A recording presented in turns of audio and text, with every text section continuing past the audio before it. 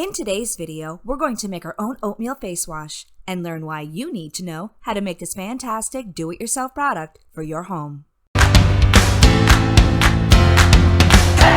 Please like, share, and subscribe.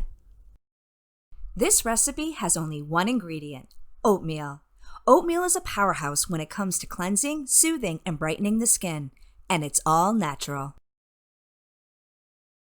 All right, let's get to it. We need 1 ounce of whole steel cut oatmeal. Oatmeal possesses antioxidant and anti-inflammatory properties that can relieve itchy, dry, and irritated skin. It lightly exfoliates, removing dead skin cells and brightening the complexion. Oatmeal also contains compounds called saponins. Saponins are natural cleansers, which can remove the dirt and oil that clog pores, making it an amazing support against acne. Take 1 ounce of whole steel cut oatmeal and add enough water to create a thick milky paste. Apply to your skin and massage for 2 minutes, then rinse well. The oats can be sticky, so you may need a cloth, but it's well worth it. And it's just that easy. Here's the recipe if you'd like a screenshot.